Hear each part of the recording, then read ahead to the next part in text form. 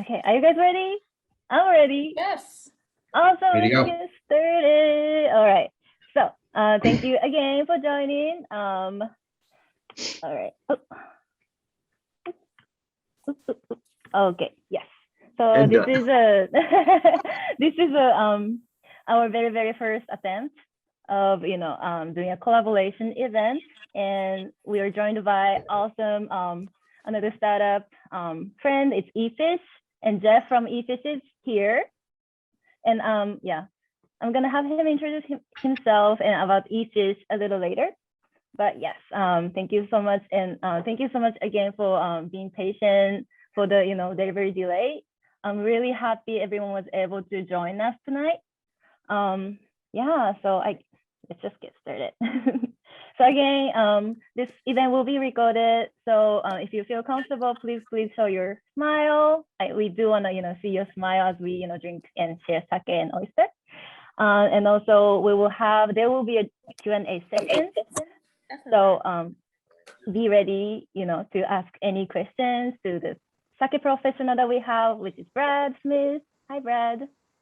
And Nice. then seafood professional Jeff from eFish. All right, and Tipsy as well. And also have your oysters and also sake ready. If you don't have it right now, now is the best time for you to set it. So your oysters and your sake knife and a towel, and also stable surface preferred. All right. Okay, so tonight we have a lot of things going on. So we have a second Oyster 101 after introduction of eFish, and then Brad will lead the sake and oyster tasting session, then Q&A session. All right, so yeah, take it away, Jeff. Hey everybody, happy Friday. We're so excited to be here with you all and with our friends at Tipsy. A little bit about us and who we are. So I'm Jeff, the CEO and founder of eFish. We're a direct consumer seafood startup, and we ship products all over the country from fishermen all throughout the country. So we have fishermen in Maine. So that's the oysters that you received tonight. We have fishermen in Florida and New York and California, and they ship everything directly to you guys. So no matter where you are in the country, you're able to get that seafood fresh.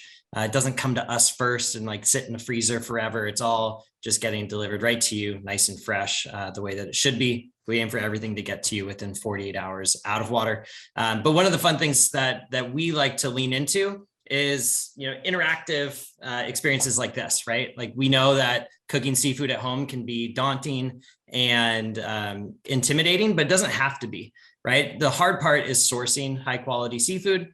After that, cooking it should be really, really simple. So don't hesitate to ask us questions here tonight, or if you have questions later on, like we love answering questions and being able to answer whatever you're looking for. That's a little bit about us, and I'm so excited to teach you guys how to shuck some oysters tonight. Awesome. All right, so let's do that then. All right, so I'm going to show you my screen, or I'm going to show you my cutting board here, right? So basically, the tools of the trade that you're going to need are a rag, a shucking knife, and then a stable surface. I usually have a cutting board with a towel underneath it, so it's nice and stable. This way, nothing's moving besides your shucking knife, and that just ends up with just a much safer situation, right? Like Band-Aids on the side are always a good thing to have, but you don't. Hopefully, we don't have to use those tonight. And this towel is really going to protect us a lot. Now, before I show you how to shuck an oyster, I'm going to just go through a really, really quick mignonette recipe. So basically, I just have a shallot here. I'm going to give this just a really, really fine dice. So you want to make sure that as you're working through this shallot, you don't want it in big chunks. You want really, really fine. And what's funny is, I love oysters by themselves, just with lemon or mignonette. And I always thought this was like some really fancy recipe. It's not. It's like the most simple thing you could ever imagine. We're just going to dice up this shallot really fine. It's nice to have a vinegar, whether it's a rice vinegar or a red wine vinegar. That's really all you need. And so we're just going to go through this here, give this a nice dice. And this is basically, if you don't know what a mignonette sauce is, it's basically just a little vinegar-based sauce that you can use with your oysters to give it a little bit more, just to make it, I guess, a little bit fancier. It's pretty common when you're at a restaurant, you'll see a mignonette sauce, a lemon wedge, and then maybe some horseradish or Tabasco. But with oysters this nice, I like to just do a very simple mignonette. So I'm just using some rice wine or some rice vinegar. And then I'll do some fresh cracked black pepper. And with this, you don't want to use like the powdered black pepper, either fresh crack the black pepper or just leave the black pepper out. You don't want that powder in there. Because a lot of this is just about the aroma and having that nice fresh black pepper. So that's basically all you need for that mignonette sauce, right? So this is all that is, and I'll let that just sit here to the side. So now let's get to the oyster shucking. So I'm gonna lay my towel out just like that, shucking knife in hand. And we're gonna grab our first oyster. So what's important is to know just a little bit about the anatomy of an oyster, how it works, because you know, one of Sorry, I'm sorry. I accidentally muted you. Okay, you able to hear me? Yes, sorry about it. Cool. Yeah, no, there was a little background noise. I don't know what that was coming from. But yeah, so as we try to break into these oysters, it's important to know how they work. So oysters are filter feeders. And the way that they work is that they basically, this is the, what we call like the top of the oyster. This is the hinge. This is the top shell and the bottom shell, right? So the rounded section is the bottom. And basically this oyster is filtering water like this, right? So that's why we call this the hinge, because the oyster opens and closes off of that hinge and it filters water. So this oyster is actually alive right now, right? And so that's one of the things a lot of people say, like, how do I know if the oyster is still good? If the oyster is alive and it's stayed cold, then it's good, right? The issue is that if this thing is starting to open up, that means that it's dying or dead. And at that point, we toss those oysters. We do not want to eat those. So when you open this, it'll still have a lot of liquid in it. That liquid is basically just salt water, right? So this oyster stayed closed and it's kept that seawater tight ever since it left the water. And that's kind of the beauty of an oyster. So as we open it, we're going to come in here at this hinge, right? So this is our point of entry, is on this hinge, right? Again, this is what the oyster looks like. Round side down. The hinge is where we come in. Okay, so what I'm going to do is on this towel, I'm just going to cover the top of it like this. And this is basically going to protect my hand from the shucking knife, right? That's why we do this. Because if you're in here and it slips, the issue is when people are trying to shuck oysters like this, it slips and it stabs you that way. So we just protect ourselves with this towel here. And we're going to come in through the hinge. And basically, as we come in, we're going to just apply pressure inward. And we're going to turn the knife like this. We're not trying to turn the key, right? Turning the key happens later. So as we come in, you're going to reach a point where it's going to let you in. And at that point, the knife is going to be able to stay in the oyster, right? So as you apply pressure, there's going to come a time where this happens. When this happens, pause. And that's where we apply pressure. Come on, focus. So that's where we apply pressure and we just turn the handle just a little bit, right? Turn the key and that's where it'll pop open just a little bit, right? And so as we look here, right, as you turn the key, you'll see that that top shell starts to separate. You see that? So again, as the way that these oysters work, they have a muscle that keeps them closed, right? And so as they're alive, they want to keep that closed because that's what keeps them alive, right? And so it's gonna have a muscle that's attached to the top of the shell and the bottom of the shell to keep it closed. So as we get into this oyster, you're gonna run the knife along the top of the shell. And that's basically just to cut that muscle from the top of the shell. And when that happens, right, you'll see the top shell comes off. And then you have the oyster on the inside. Okay, you're not done yet, because like I said, the muscle's attached on the top and the bottom. So you can see that little muscle right here. We call that the adductor muscle. So it's going to be attached to the bottom shell. And we're just going to run the shucking knife along the bottom of the shell to release the oyster from the shell, right? Like, have you ever gone to a restaurant and they forget to do that? And then you're sitting there trying to shuck the oyster, but it never actually comes out. It's because that little muscle is still attached. So we cut the muscle and then you're ready to go. So I'm gonna do it a couple times just to show you the repetition of it. And one thing to keep in mind, save 3 oysters for Brad. This way, when he's doing the sake pairing, you're not sitting there trying to break into an oyster while he's talking. So if you can have that level of strength, try to shuck 3 and leave them aside. So again, we are applying pressure in until the knife sticks. Once the knife sticks, we're just going to turn the key a little bit while applying pressure. And when that happens, these 2 shells separate. We're going to then run the knife along the top of the shell here to cut that muscle, right? Top shell comes off. And then you've got oyster here, and we're just going to cut that bottom muscle so it's all free. Anyone have any questions so far? You guys good? How's everyone doing? Yeah, so talk to me. Ben, how you doing over there? Is it working? I see you working at it. Are they opening?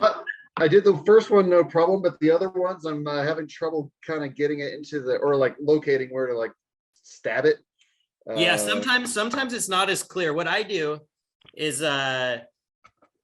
usually I'm eating oysters with my father-in-law. He's the one that got me into oysters in the first place. And so what I do is I throw those on the bottom of the bowl and let him accidentally find them. And then he has to deal with the ones that are harder to open. No, I mean, well done. So some of the tricks that you can do to open up some stubborn oysters. So one option, if you throw them in the freezer for like 5 minutes, they'll start to relax in that cold and they'll loosen up. Makes it easier to open the oyster. Another thing is be very gentle when you're handling the oysters. Again, these are animals. So the rougher you are with them, the tighter they're going to close that shell. So be gentle with them. They'll be a little bit looser, calmer, easier to open. But some are just kind of frustrating, right? These are, as you can tell, none of these are like, they're not all the same size. They're not all created equal. And so sometimes this little hinge will break off, or sometimes little fragments will come off. That's fine. It gets a little bit more challenging because you lose some of that leverage. But just keep working at it. What about you, Joe? What's happening to me? Is there like a point in the blade, like where it's in, that you can like kind of know, like, yeah, that's good? Again, like if you can get it to stay in, that's the point that works. Because it's not really about the point of the blade.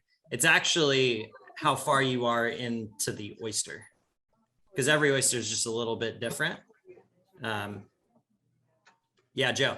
Yeah, I shucked mine before we got started. So most of them snapped open. I had 3. I shucked a dozen. 3 were a little more challenging. So I worked at it. But the question I had, I noticed you dumped out all the liquid. Now, I don't know if that was because you're doing the demonstration. I like to leave some of the liquid in as part of the whole taste, because then you get to taste more of the whole experience of where the oyster's from. Yeah, absolutely.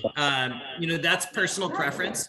For me, I do it for the sake of these videos because anytime I try to show you the oyster, it's just gonna But you can't hold it up. and dump then- all over the yeah, place, yeah. right? So I personally, when I'm eating them, I keep the liquid in there, right? That's part of the beauty of the oyster that you guys have. Those came from Maine, Love Point oyster, one of my favorite oysters. What's really special about those is that they're actually grown not on the bottom, so they're suspended. So you'll notice that you're not going to find a lot of silt and things like that on the shell or on the inside of the oyster. It's just going to be really clean, and so that seawater that you have on the inside is going to be really, really fresh. And that's the beautiful part of those oysters. Because at the end of the day, any oyster you find from the East Coast is actually all the same species, right? But the reason that they taste so different from one bay to the next is because they taste like their environment, right? So it all depends on like the pH levels in the ocean, the acidity, the salinity, all of these things factor into what your oyster tastes like. And so because those are being harvested in like, I mean, it's cold up there, right? They have a snow front coming tomorrow, right? These guys are out there harvesting in the middle of winter. The water's ice cold, frigid. And so the oyster tastes like that too, right? It builds up a lot of those fats and that seawater's in there. Delicious. Can I ask a question? Hi, sorry, my company name is my Zoom name. I'm Laura. Hi, Laura. Can you show us again how you separate the foot from the oyster without like cutting the oyster in half? Yeah. So as you come into the oyster, right, you're going to turn the handle, open the oyster. What I'd sometimes do is I'll actually turn it so the knife is kind of like this, right? So it gives you kind of a little window into what's going on there. But really what you're trying to do is just run the knife along the top of the shell, right? So basically you're scraping the top. So as I come in, I know that muscle's right here on the shell. It's always in the exact same spot. And so all I'm doing is just running that knife right there on that spot. And you can feel when it releases. And it's not perfect, but that's what you're looking for. And so the times where as you try to get the perfect oyster, it's all about having control about going in. Because a lot of the times you'll go in and you'll like immediately stab the meat. And so it's just all about applying the right amount of pressure and then releasing the top shell correctly. Is that the muscle you were talking about, or were you talking about the one that's on the bottom? That's exactly what I meant. Thank you. Awesome. That was super helpful. Nice. Mm-hmm. Any other thoughts, questions? Did you We know? just had our first, well, Go ahead. I'm sorry. I was just going to give you a fun oyster fact, but Oh, please, go ahead. no. So what's really interesting is that these animals are so resilient. So a lot of the times they can actually pull these oysters out of the water for months at a time, put them back in the water, and then they'll just come back to life and keep on doing their thing, keep on filter feeding. So what's really fun is that a lot of people have sometimes a negative connotation to farm raised fish. But the rare exception where like from unanimous decision, everybody agrees oysters are good for the environment, because these things just go in and they're just constantly filtering water, like nonstop. That's their whole life, is filtering whatever ecosystem they're in. So whether they're in an estuary, in a harbor, out in the middle of in the open ocean, these guys just filter. And so from a farmed product, this is about as good as it gets as far as sustainability. How old are these, Jeff?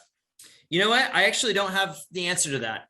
I want to say they're 4 to 5 years old, but that's just me shooting from the hip. I know that this crop was literally planted before they even knew COVID was going to happen, right? And so as you can imagine, within our industry, these guys and gals farmed this product expecting the restaurant industry to be fully operational, expecting the world to be as it was, 4 or 5 years ago. And so when these fishermen essentially found out that 90% of their business had disappeared overnight. This is in March of 2020. Like they didn't know what to do. You can't just stop growing these things, right? And so that's really where our business, that's where we decided to launch eFish. We were originally helping restaurants to source products from these fishermen, but we learned that these fishermen need our help, right? They need a home for their products. And so at the time I was in Boston, and I was literally driving from Cape Cod to all of Boston, just delivering oysters to houses in March and April of 2020, because these fishermen didn't know what to do with their product, right? They didn't have a home for it. And they had already invested in all the seeds. They had already invested in taking care of this product for years. And so we were very, very fortunate to find a home for them. Hey, Jeff, who came up with the idea of partnering with Tipsy?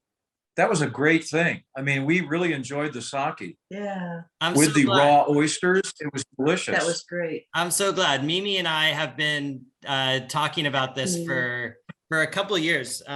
We've done partnerships here and there where we ship oysters or we talk about each other's brands. It's the first time we've actually been able to get on a call and do this, but I'm so glad to hear that you enjoyed this, Jim.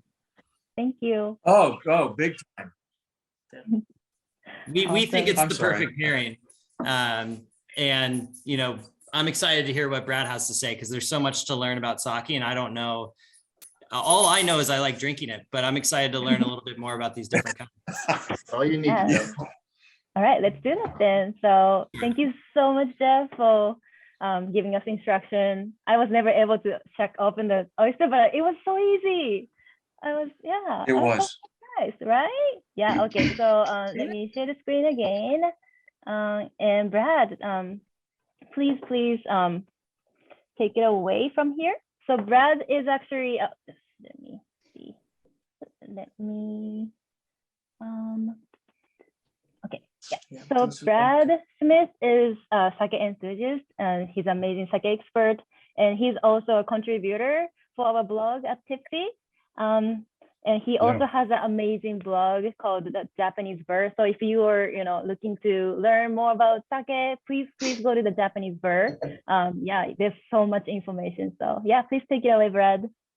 Yeah, thanks, Mimi. Appreciate it, Jeff. It's awesome. Brad Smith from thejapanesebar.com. I also write for Tipsy. It's kind of a cool, amazing retailer. I love what you guys are doing. Have all these great products, like definitely the best in the country. And I'm not really sure where to start here, but I thought I'd just kind of introduce the sakes overall, kind of the different styles that we have. Each one's pretty different. So I have these kind of in a mixed up order, but each one is kind of a progressive level of higher grades. So we have Chiyo no Sono, Junmai, kind of like your entry level to premium sake. These are all good, but that's kind of like your more rustic style overall. And then Bizen Mabaroshi, is Junmai Ginjo, kind of a fruitier style of sake, but a little bit in between. The style tends to have a little bit of like earthy notes. It has a little bit of fruity qualities to it as well. It's definitely a lot harder to make once you get from that Junmai to Junmai Ginjo. And then lastly, Yume Skio. It's like a Junmai Daiginjo.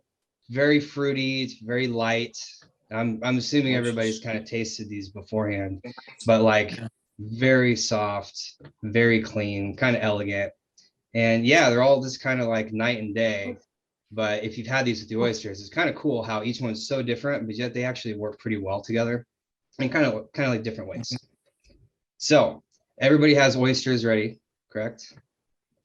All right, so let's start. We're going to kind of bounce around. I want to start with one that's kind of the in the middle sort of flavor profile, and then we'll kind of move to the more dry acidic sake, and then kind of finish up with the fruitiest, the lightest one. That way you're not like, that way you can kind of see this dramatic change in how they taste.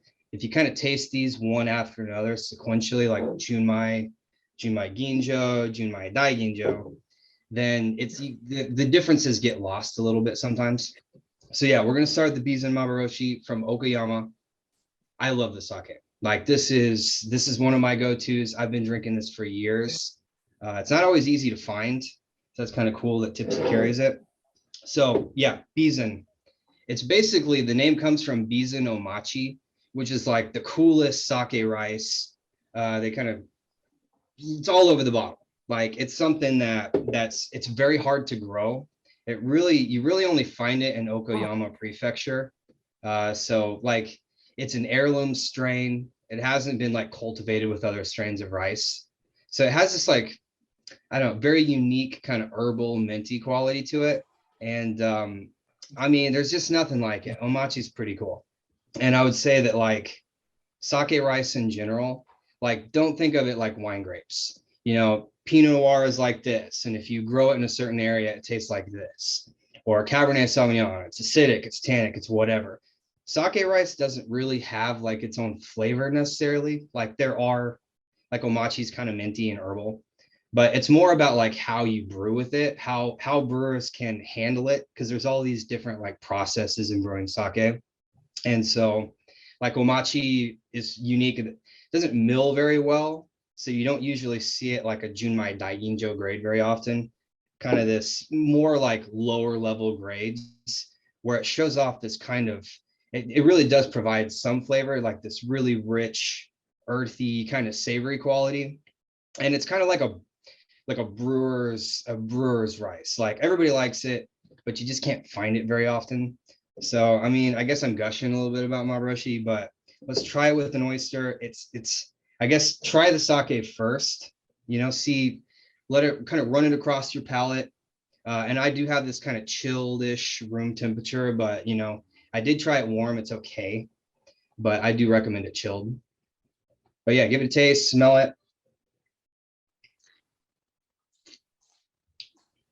It's got a little bit of acidity, which you'll notice on the finish, kind of bright.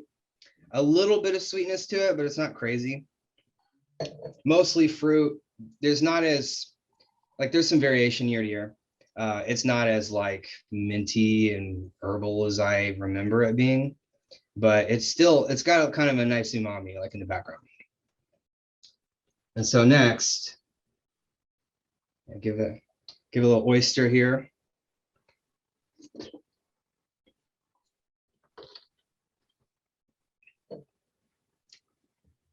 I like to chew it up. I don't know if I'm supposed to do that, but really let that flavor of the oyster sit on my palate.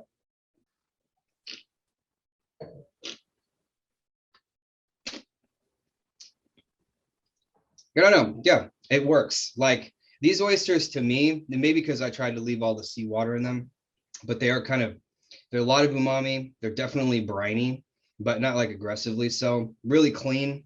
And like this sake, it doesn't necessarily like cleanse the palate like say like a Sauvignon Blanc or something would. It doesn't have that level of acid to it, but the umami from the sake, the fruitiness kind of makes a new flavor, which I really liked it. I expected the sake to be my favorite amongst the three. I didn't try them beforehand, but it definitely works. So I don't know if anybody wants to share their thoughts on what they think about it. I'd be curious to hear like with it by itself or then with the mignonette. I personally feel like after oyster, the sake tastes a little milder to me. It's really It does. It good. takes kind of the edge off of it a little bit. All right, I'm gonna try this with some of the mignonette. Oh, Lana, you have a hands up. Yeah, I thought it might be easier that way.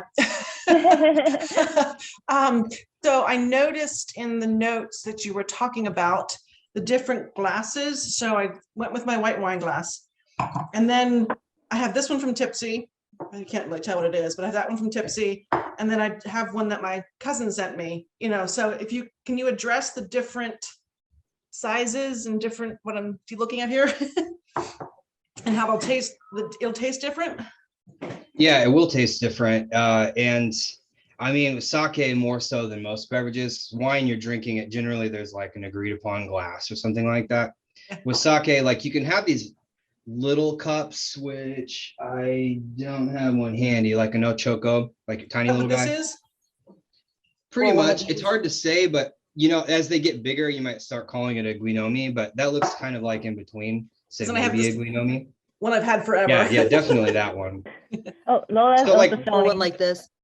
that's like its whole conversation in its own right, you know, Oh, like the it's- shape of it, the size, like, is it got a big bowl on it, like a No, this burgundy one- glass, or is it? Exactly. So like that style is kind of like a wine glass. It's got a lot of capacity. It sort of, it kind of gets a little bit narrower towards the top, and it's got a lot of room in here. So if you got a sake, it's gonna like the aroma. There's all the space where the aroma is not going to be flying off. Like if you have this tiny little cup and the sake is in there, like even like breathing on it is going to cause what little aroma has sat in there to dissipate. So it makes it really hard to like to smell sake. And so especially with like more aromatic styles, I generally use a wine glass no matter what, but I highly recommend it. Like Junmai Daiginjo, the one we're tasting now, which is pretty fragrant. Wine glass, you can like smell it better. Now it doesn't have that cool, it doesn't feel as cool, right? So, I mean, I guess you gotta, it depends on your situation. For me, usually I just drink out of these. I just like it. I like the smell of it. And it's interesting, one of the main differences with a wine glass and like a smaller cup is like, it'll actually change your perception of sweetness and acidity. It's like this bigger vessel spreads the sake across your palate. And so if there's any acidity there, it's going to be more noticeable. And so acidity tends to make, you know, it's like that sour, sort of sour flavor. Sake doesn't have it quite nearly as much as like white wine or red wine, for example. But when you have it in one of these glasses, it's more prominent. And so acidity also balances sweetness quite a bit. And so when you drink it out of a wine glass, when you drink sake out of a wine glass, it usually tastes a little bit drier. When you're using a little cup and you're tasting it, it's right on the front of your palate. That it's just, you know, go in and out. And so generally to me, it seems like sake is more fruity, more kind of like compact. Doesn't have this big, bold textural thing when you drink it out of a small cup. It definitely seems like a little bit sweeter. Just my opinion. Well, But Jeff, yeah, I was so going to ask you, I mean, most of the time when we have had sake served to us in a restaurant, it comes in a warm container. And it's, you know, in a small container and a small cup. Quite honestly, we have enjoyed this freedom of having sake in a much larger glass and really enjoying the, you know, the full bouquet of it. But I mean, what is that all about? I mean, even some, not these sakes that you're serving us now, but others, you know, they recommend that we have them warm. Is yeah, that a good thing or not? I don't think it's a bad thing. I did try all these warm just to see how they'd work. I think there's a lot of reasons for that. Sake did historically, it was served warm sometimes, you know, it kind of goes back and forth. Once the technology to chill it came around, modernization, you know, people got into drinking it cold, and then, you know, it's definitely in vogue to drink the warm sake again. I think for a restaurant's part, it's just like, that's what people expect. You're gonna come in a tokuri, you know, in your carafe, you're gonna have this little cup, and that's like part of the whole experience for a lot of people, especially in the West. Part of the whole presentation. Yeah. Yeah. And there's nothing wrong with that. I think from a restaurant or bar's perspective, it's like, hey, that sake comes from a big box. It's affordable. It's usually still pretty good, but it's designed to be served warm. And I've been a server and a bartender for 15 years before I started doing this. And people want hot sake. That's what they want. It's like, and I asked this billion questions about people like, we want to try sake. What should we have? And it's just, do you want it hot or do you want it cold? That's the first question I have. And if they want it hot, well, that really narrows the list down. But a lot of servers don't know the difference. I'd say if you're ordering a bottle of sake at a restaurant and you really want to enjoy it, you know, you got to ask, you can request, hey, I'd like to drink this out of wine glasses, which is what I do. You know, cups are great if you're going to heat up. You don't want to drink hot sake out of a wine glass. You know, not only will it burn your mouth, but it's not designed for that. So like thicker cups, Okay. definitely. Like you wouldn't drink hot coffee out of one of these either. I don't know if any of you drink like 12 cups of coffee a day like I do, but like the thicker the rim, the lip, the less harsh it's going to be for you. So you can always request that. If you're requesting like, hey, I want this glass pour in a wine glass, that might be tough for a restaurant because they're used to like a standardized pour size. So I don't know. Yeah. Mhm. One other question I wanted to ask you We go to a museum. It's Murakami Museum here locally in South Florida. And they have an incredible cafeteria there. One of the things that they serve is I would call it a virgin sake. It's almost milky, and it is Maybe like absolutely an almond sake? delicious. Unfiltered? Yes, yes, unfiltered. So And, no alcohol, kind of how- yogurty. Yes, and it is delicious. Mhm. And I was just That's wondering, actually pretty cool. you know, how you would, yeah, we love it. And I was wondering how you would pair that with, you know, food or something like that, because it has almost a creamy texture to it. Yeah. And it's Yeah, there's a lot of it's lactic delicious. acid in it. So that's Yeah. probably most likely amazake, which is it's made with some of the same ingredients. It's rice and white koji, or I mean, not white koji, but just koji in general. So it's like a mold that'll take rice and basically turn the starch into sugar, more or less. And so you can buy that stuff off Amazon, and just rice koji comes in like a package. You can crumble it up. And then, yeah, it sort of ferments if you get it the right temperature. Koji has all these enzymes that will turn cooked rice, which you add to it, into like sugar. So it makes this like sugary, kind of looks like a porridge, sort of. You find it sometimes it'll Yeah. be strained. You get the rice out of it. Mhm. But I mean, I have that with breakfast. I haven't been making it lately, but I love it too. I don't know about pairing it. I haven't tried, but I have made cocktails with man. it. You know, better than a Bloody Mary. It's really good for you. You know, better It's, than a Bloody I don't know the exact Oh, term for it. It's definitely used like a Bloody Mary. It's like, I don't remember the phrase. It's in Japanese, but it's basically like an IV. Like if you're hungover, especially, it's super popular to drink amazake, and it'll make you feel good. So that's why I got into it. And I don't know how effective it is at that, but I feel like the placebo effect alone, I think it's pretty good. And it's just we really would good. have them with, we would have it with a bento box, and it was delicious at lunch. Yeah, we It's like would an adult for it. alternative to milk, kind of, it's just, it has a lot of, and it's similar to milk. It has a lot of lactic acid in it, which is a component of sake you don't hear about very often, but it's essential. So sake pairs well with cheese, dairy, all these weird things you wouldn't expect because it has lactic acid in it. And I guess I'm going to segue into a different topic before, I don't want to go on too long about this, but sake has another type of acid called succinic acid, which I only know about through studying sake, but it's this kind of natural sweetness, kind of savory thing. And shellfish, in particular oysters, naturally produce a lot of this. And so sake and shellfish are just an awesome combo. So it's like that flavor, like the sweetness of lobster, sweetness in shrimp, even oysters. If you get past like maybe a briny nature, they're kind of sweet too, especially when they're cooked. And sake just works because it has that same component to it. And so when we were like talking about what sake should we pair, basically almost anything. Like it's interesting to see how these work together, but it just works. Like anytime you're trying to cook shellfish, like scallops with like a butter base or beurre blanc kind of sauce, or lobster, anything like that. Even like I love Chardonnay with some of these things, man, sake is like the best. So highly recommend it, raw or cooked food. Like it's a good combo. I know I kind of got on that tangent, but I didn't want to forget about that. I didn't want to miss that point because it is kind of, you can't mess up this pairing. Like it's just rock solid.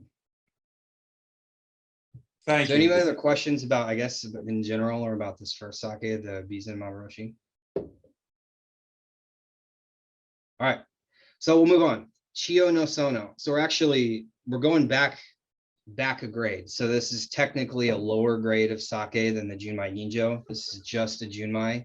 Again, they're both in that there's a whole other category that you don't see very often, Futsushu. That's very local. There's less requirements and definitely something you want to serve hot as possible, but usually that stuff doesn't make it over to the United States. So these are all good, but this is a lower grade. It's a little bit easier to make a Junmai than a Junmai Ginjo or a Junmai Daiginjo. The fermentation is usually can be done warmer. The rice isn't milled as much. In fact, you don't have to mill it very much at all for a junmai. Like you can basically brew it with brown rice if you want. So Chiyo no Sono is the one I thought would probably work the poorest with the oysters, but I was pretty surprised. It's my favorite. So at least on paper, it has more acidity. It's a drier sake than the other ones. Like on paper and even tasting it, I feel like it's just drier. It just kind of tastes that way. And this is one you could serve warm or in a smaller cup. If you find it's too dry or too sharp, a little cup will kind of mellow it out.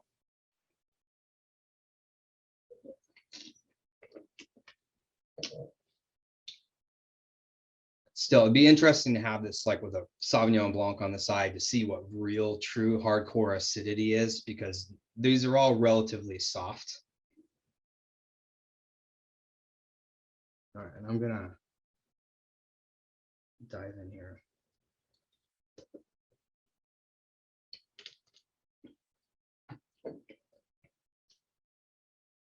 And Jeff, these are delicious.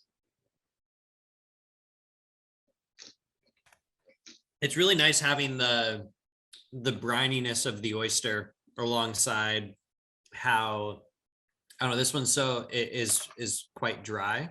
And so it's nice having that little pop from the oyster and the mignonette. Yeah, I gotta try that. But yeah, those oysters are kind of known for briny. And I typically don't lead with that because people mistake brininess for like fishiness, which is not what we mean by brine, right? Brine is just fresh salt water. So it's just, it does tend to be pretty brine forward on those oysters. But that's what a lot of people love about them too. But I really like this pairing because they're just so, they do seem so, so different, I guess. Yeah, they really do. There's some citrus qualities in the sake that seems to work well, because I mean, you'd put a lemon on an oyster too. Man, this one works. I like the other ones together, but to me, this is my favorite, but I'd be interested to hear what everybody else thinks. Definitely agreed. This one brings out the umami. I feel like it balances it really, really well. Yeah, it kind of brings out sir. Okay, I'm gonna go against the crowd on this one. I really think it tastes a bit like turpentine. Turpentine. I'm sorry. Yeah, it's okay. My husband loves it, but yeah, and I tried it with the oyster and I'm having a hard time with that one. Yeah, everybody has different palate, that's, as a server and a bartender, I try not to fall and like push what I love onto guests too, especially people that are looking to try sake they've never had. Oh, you're gonna love this. Well, what I love is not what everybody else might like. So it's good to hear those perspectives. Keeps me in balance, I guess. Sorry. No, it's okay. It's definitely not the craziest thing I've ever heard. That's for sure. So my favorite Japanese restaurant is in San Francisco, and I would get sake, and I was a regular there, and they so they knew me, so they would give me interesting things to taste. And the one time they actually gave me the wooden box, and that kind of threw me. I just kind of looked at the server and I looked up at her and I was like petrified to like drink out of a wooden box. Yeah, the masu. I think I got one over there. Yeah, it's frightening. This guy right here. You see that? And this one has like a cypress cup in it, but you'd have a glass in there and it'd fill over the top and you drink out of the corner, maybe a little bit of salt on there. I hate these things. You'll never see me use one. I didn't want to be rude. Yeah, it's made out of hinoki. It's like a cypress that's very fragrant, and it kind of tastes like cedar. If you've had cedar flavored sake too, taruzake, which I do like quite a bit. It imparts that flavor, and it'll basically overwhelm anything you put in it. Will taste like cedar, and or cypress, which is very similar. I'm not a I fan like of what- them, but there's a whole tradition, and it's a sign of generosity. You get a little bit extra in there. They'll flow over the top. But if you're not familiar how to drink out of these too, it can be kind of messy, and you're not sure. It's awkward. But that is cool that I worked at a place where that's all we would serve. We'd serve it in these things, and Mhm. not my favorite. Thank you. Yeah, you're welcome.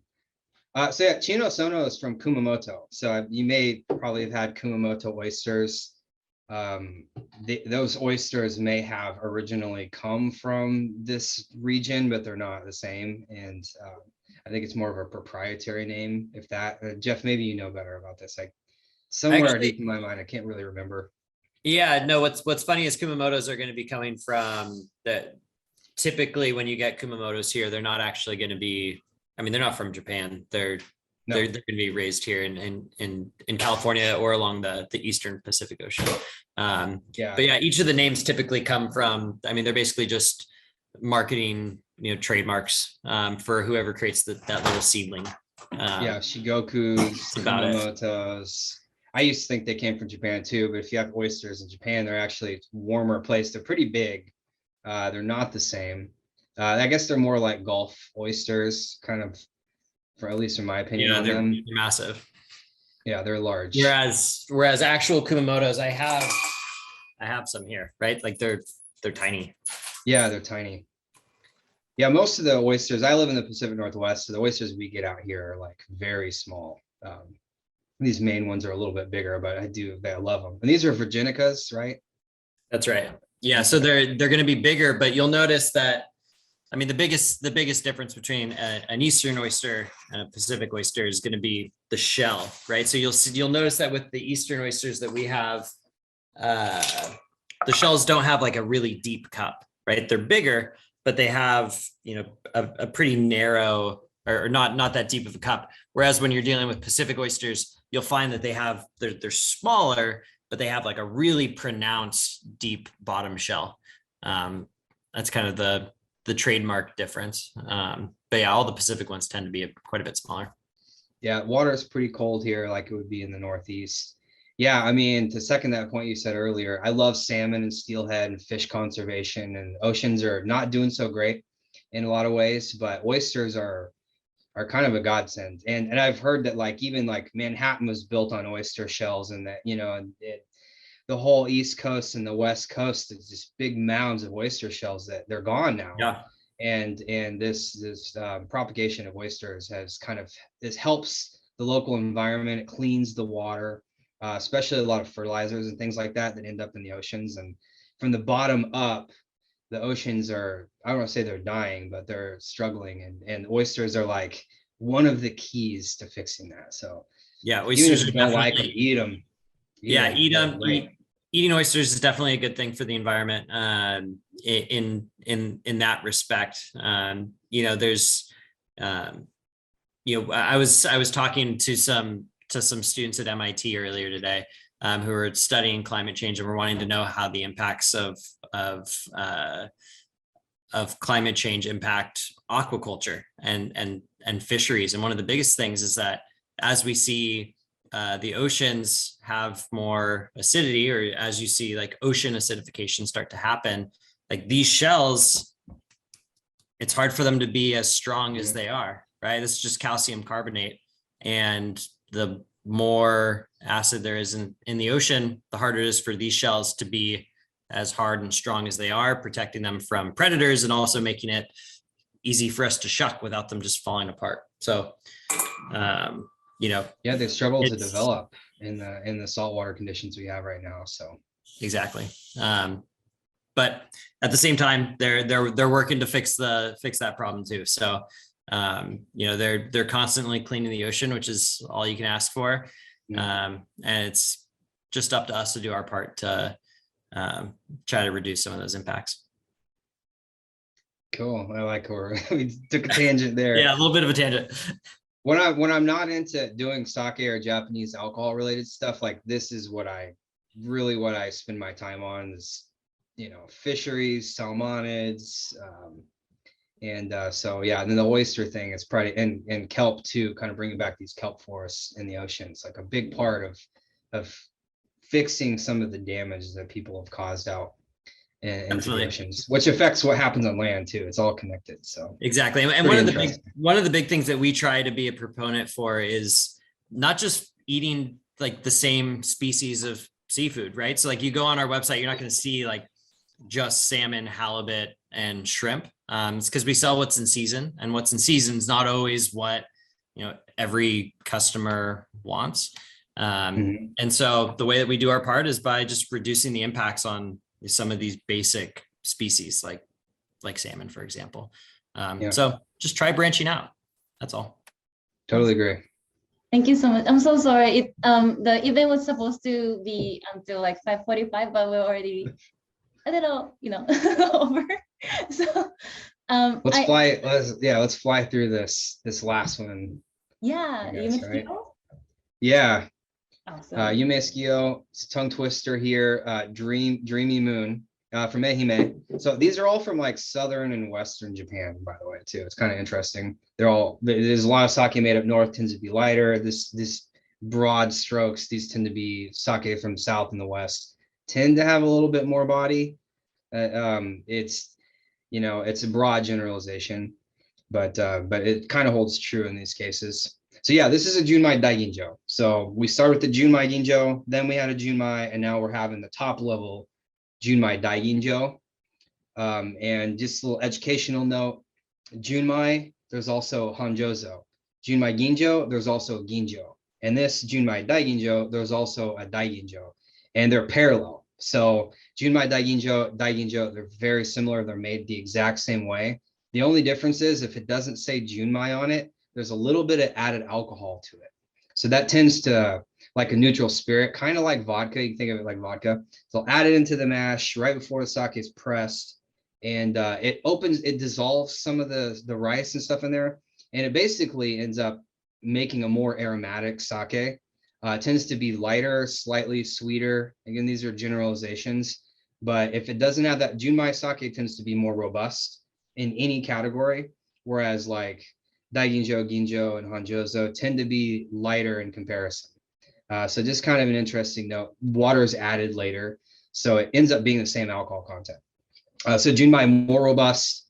We haven't had any of those Arten style sakes with alcohol added, but Junmai is like pure rice, pure sake.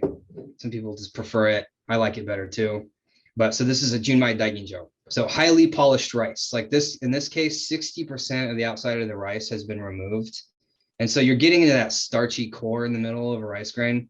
And so there's that starch easily converts to sugar.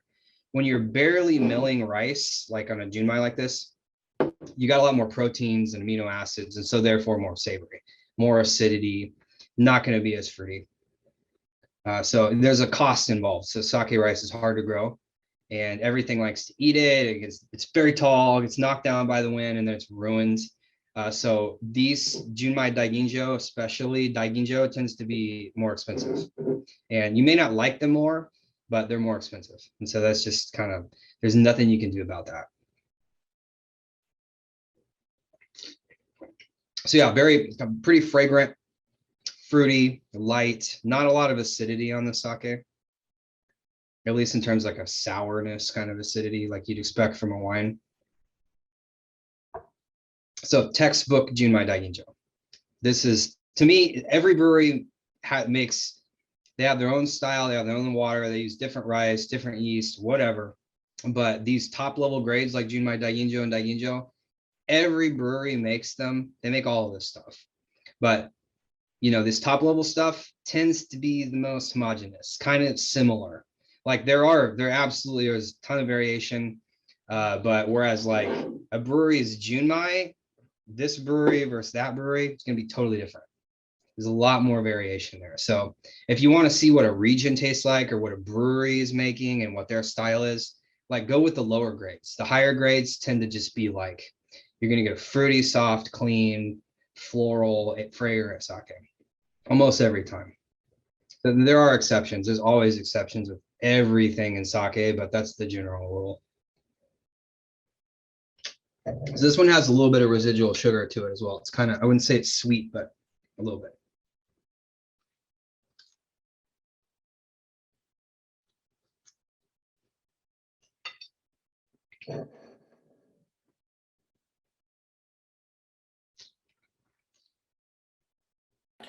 Is there a difference in the bottling colors, like green versus blue? I mean, they both don't allow stylistic. light. Okay. Yeah, stylistic. If so, sake, don't ever have your sake stored anywhere near light. It's terrible for it. It's like beer. It won't turn skunky like a Heineken, but it's bad. And it'll make your sake taste super aromatic and beautiful. Tipsy ships out stuff really fresh, and they do the best job of anywhere. You can trust it's going to be good when it gets in your hands.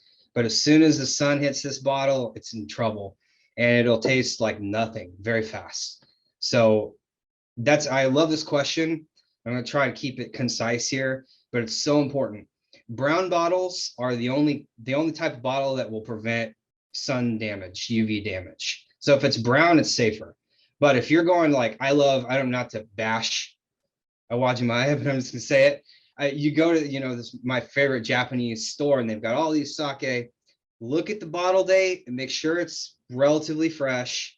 And if it's in a cooler, all the better. And if it's sitting under UV lights and stuff, you might not get a very good quality product. So a place that keeps it dark and cold until it's served, drink it as fresh as possible. You're going to get the most optimal flavor. So it sucks I have bought sake where it's like, oh, I'm really excited. I've had the sake a lot. I love it. I go and spend $40 or $50 on a bottle, and then there's nothing. So it's not necessary. It's easy to say the brewer messed up. This brewery sucks, but usually it's somewhere else in the supply chain that messed it up. And it's rarely the importer's fault. It's usually the place you're purchasing it from. So if you find a place you like, even locally, if it's not Tipsy or something, make sure they take care of it. Because if they're not taking care of it, just order from a place you can trust. It's like it's your money, you're just dumping your money down the drain if you buy flawed sake.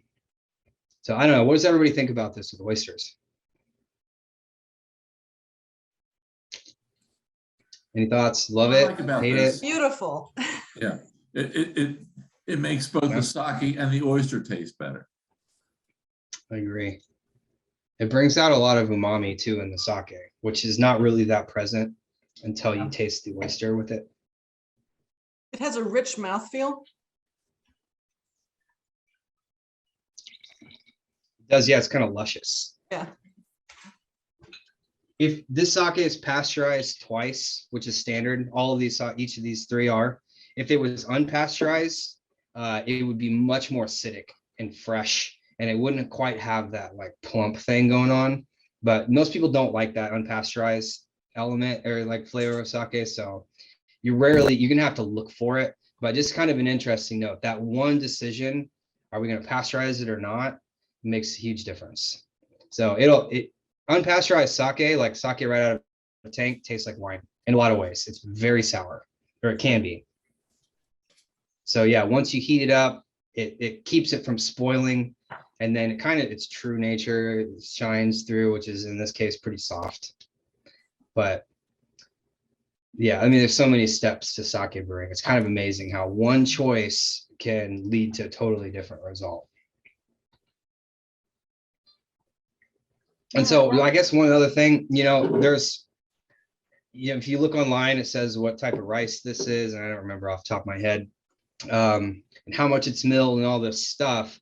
But the flavor, like I taste apples, I taste peaches, it's very floral, it's very fragrant aromatically, low acidity. All that stuff pretty much comes from the yeast that the brewery chooses. So if you like kind of a more advanced level, if you want to like really dig into sake and like, am I going to like this? Or maybe I'm looking for a certain profile, kind of familiarize yourself a little bit with the yeast, which is more advanced, but the same ones keep getting used over and over. If you kind of have some general idea and you can plan ahead, yeast will make all the difference. Like yeast will dictate what a sake tastes like more than anything else. So it's pretty cool. I have a question for Jeff. Sorry, go ahead.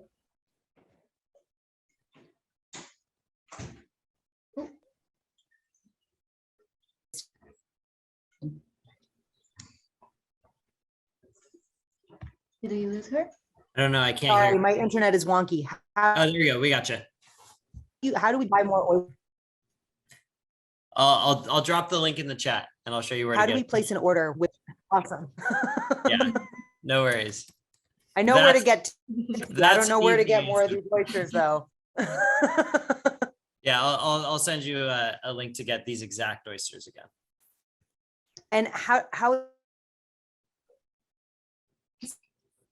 work? You guys took care of all. So Laura, I'm sorry. It's About you're how breaking fish up on us a work? little bit. place an order and what the. Laura, Laura, maybe you wanna leave the. I'll drop my email in the chat. Shoot me a note and we'll take care of you. Whatever questions you have. Awesome. Thank you. And sorry, Brad, if it's okay, like I wanna see like how many people like the Yumetsukiyo, or like out of 3 sake, I just wanna know like which one was everyone's favorite, if that's okay. All right, so I'm just gonna Know what everyone's favorite is. all right. Oh, what it, Yeah, what- yeah, blue. yeah, sorry, go You're ahead. back. Oh, Yumetsukiyo. I see Lola is holding Yumetsukiyo, and ooh. I like the one on the green bottom. Okay, awesome. Well, many people like the Yumetsukiyo, looks like. Oh, and Bizen Muromachi, I see you, Ashri and Alicia. That Yeah, one was my favorite too. these and Mamaroshi for me. Listen up. Oh, Rick and Karen. Oh, that's Yeah. Oh, we're unmuted. Yeah. no. So, Awesome. so this with the oysters and this just as the best sake. Oh. Which one of the oysters?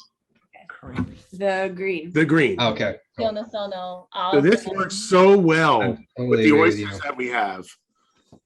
But But- the majority of us, we're not going to call her out, but the majority of us enjoyed this the most from a sake perspective. Bizen Muromachi, yeah. Oh, Marina, I see you. Hey, Oh, Marina, that's a great name for someone who works at a fish company. Yeah, that's why we hired her. I love it. Yeah, Just for the name. that makes a lot of sense. Awesome. Yeah, so since the event is almost done, is it okay if we take picture with everyone? Just kanpai picture? Yeah, awesome. So if it's possible, I mean, yeah, if you have any oyster left, oyster one hand and sake of your favorite on your other hand. Awesome. Oh, it looks like our CEO Genki Satsuko-san, and then sorry, what's Natsuki-san? Natsuki-san? Oh yes, the Sake Samurai Natsuki-san from London is here. It's awesome. All right, 3, 2, 1, smile. Awesome. Thank you so much, everyone. So I just want to share a little information real quick before I let you guys go. Okay, so for the so our merch sake box is being sent out. So if you're a subscription member, please look out for your incoming package next week, or upcoming week. And then on March 31st, we are inviting 2 of the brewers that's featured in our merch sake box. That's Kato Kahachiro Brewing Company and Imanishi Seibe Shoten. If you are able to join, please do that. And also, here is the information. I mean, if you have any question or feedback, please, feel free to contact us at tipsy@tipsysake.com, or for the Jeff Lee, hello@efish.com. Yes, it's been a wonderful night. I enjoyed so much sharing sake and oysters with you. I hope you guys also had a great time too. Hope to see you at the next event. And yeah, so thank you so much, everyone. Thank you so much, everyone. Yeah, thanks, guys. Thank you. Arigato. どうもありがとう。ありがとうございます。ありがとうございます。Arigato. That's the Wrong word. Thank you, Mimi. Good night. Good night. Bye bye, everyone. Bye. Nice.